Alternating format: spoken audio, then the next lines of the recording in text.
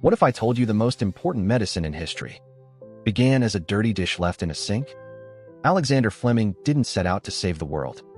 He went on holiday, forgot to clean up, and came back to a failed experiment. That failure went on to save more lives than almost anything ever invented. And it's far from the only one. A shocking number of the things running your life, the machine in your kitchen, the tires on your car, the medicine in your cabinet, were never invented on purpose. They were accidents. Here are 8 of the greatest. And every one hides the same secret. The accident is only ever half the story. So let's go back to that sink. London, 1928. Fleming is a bacteriologist studying Staphylococcus. Before a 2-week holiday, he stacks his culture plates in a corner and walks away. When he comes back, one plate is ruined. A blob of mold has grown right in the middle of it. Most scientists would rinse it out and forget it. But around that mold, in a clean, empty ring, the bacteria are gone. Something the mold is making has stopped them dead. He's just found the first antibiotic. Penicillin. So Fleming saved the world. Won a Nobel Prize? Roll credits? Not quite. Because here's the part the story loves to skip. Fleming couldn't turn his mold into a medicine. He tried for years and gave up. His discovery sat in a journal, nearly forgotten, for more than a decade. It took 3 other people, Howard Florey, Ernst Chain, and a quiet genius named Norman Heatley, to finally make the drug in 1940. They're the reason penicillin ever saved a single life. Fleming got the statue, but the accident was only half the story. The other half was the people who finished it. And Fleming wasn't the only one whose greatest failure became someone else's fortune. 1856, a teenager is trying to cure malaria and accidentally paints the world purple. His name is William Perkin. He's 18, working in a home lab, trying to build the drug quinine out of coal tar, the black sludge left over from making gas. It fails, completely. Instead of medicine, he's left with a beaker of dark, useless gunk. But as he rinses it out with alcohol, the gunk stains everything a deep, glowing purple. So who cares about a purple stain? In 1856, everyone. Purple is the color of emperors. Rare, absurdly expensive, worn only by the mega-rich.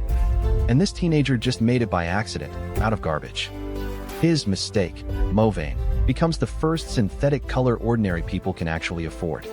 And it kicks off an entire chemical industry. A failed drug that accidentally became the color that helped build the modern world. Sometimes the accident hands you a color. Sometimes it hands you a whole new kind of light. 1895, in a darkened lab, Wilhelm Röntgen is firing invisible rays through a glass tube. To run the experiment cleanly, he's wrapped the tube in thick black cardboard, sealing in every last flicker of light. Nothing should escape.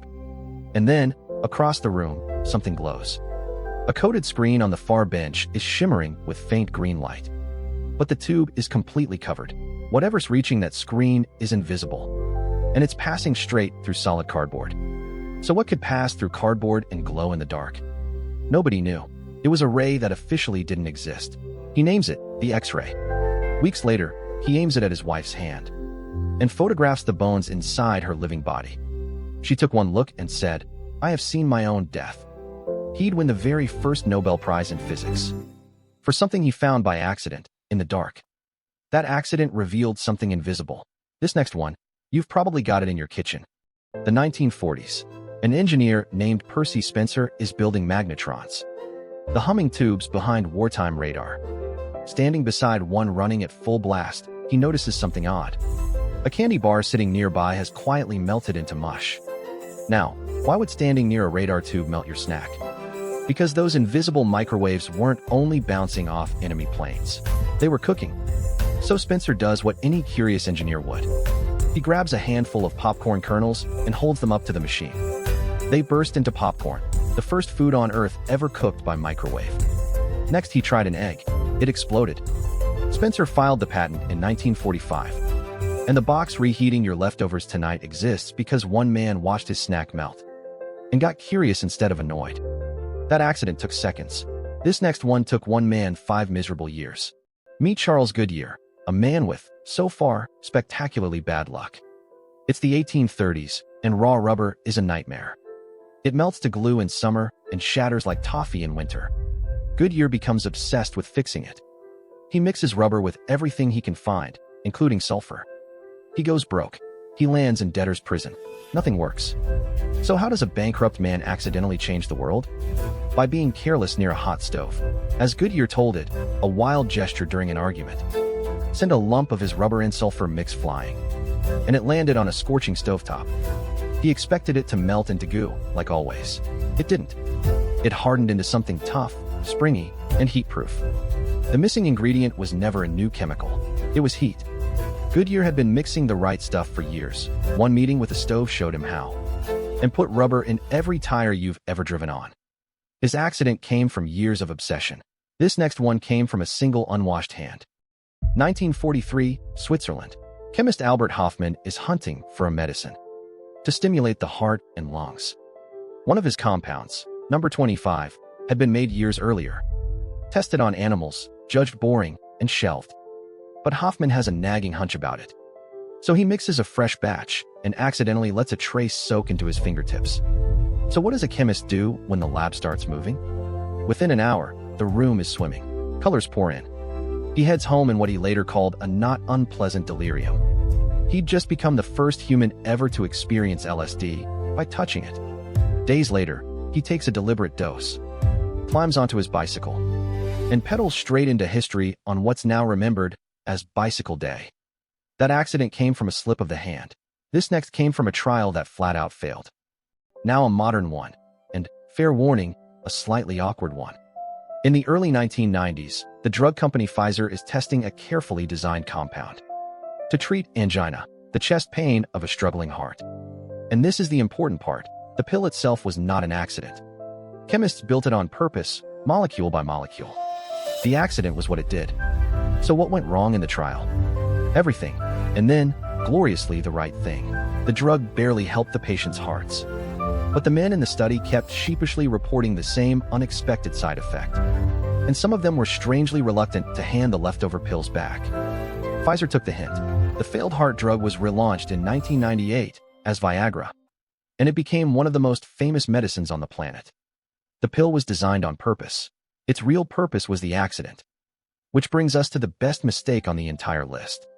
1956, engineer Wilson Greatbatch is building a small device to record the sound of a heartbeat.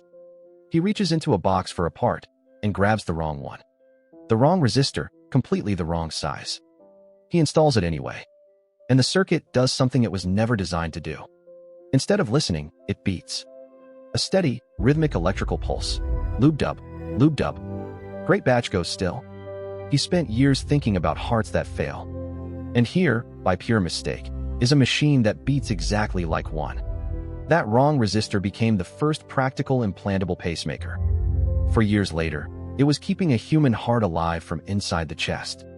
Right now, millions of people are walking around with a steady heartbeat. Because one man reached into a box and grabbed the wrong part. So what does all of this actually tell us? Penicillin, the color purple, X-rays, the microwave, rubber, LSD, Viagra, a heartbeat in a box. Not one of them arrived the way we imagine invention works.